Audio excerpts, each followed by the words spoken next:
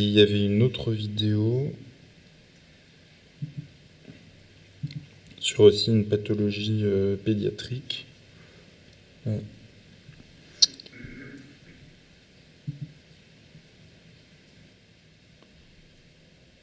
Ah oui, ça c'est... Ok.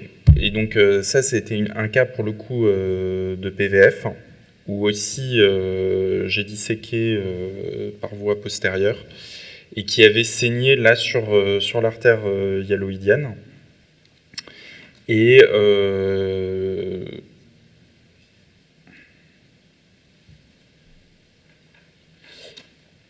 alors je suis désolé, il faudrait que je change un peu l'exposition.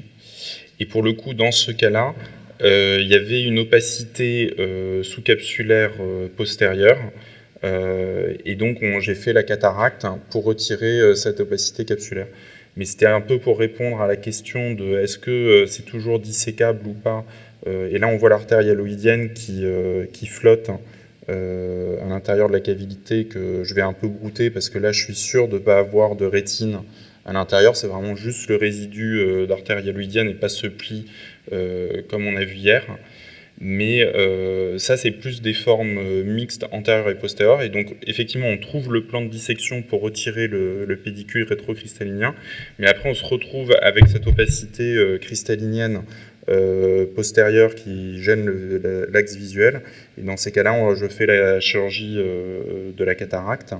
Mais c'est pas parce que j'ai pas trouvé de plan de dissection, c'est parce qu'il y a une cataracte en plus du pédicule vasculaire.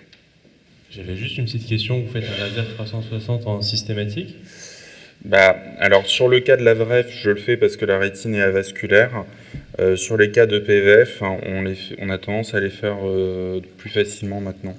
Parce que on a eu ces cas avec vraiment des espèces de tractions vitréennes qui vont du pédicule jusqu'à la périphérie rétinienne antérieure.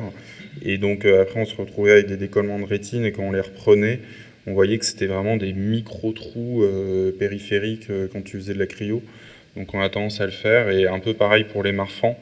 Maintenant, on se pose la question de faire ce laser après l'ablation cristallin et sac entier. Parce que peut-être que pendant la vitrectomie, on a fait un micro-brèche sur cette rétine antérieure. Et on le fait avec l'idée qu'on a opéré des sticlers, où on a fait du laser comme ça, un peu antérieur, et qu'ils vont bien, quoi. Ils n'ont pas d'EDR sur le laser ou de choses comme ça. Mais c'est assez récent, donc on ne peut pas encore donner trop comment vont aller les enfants dans la suite, quoi.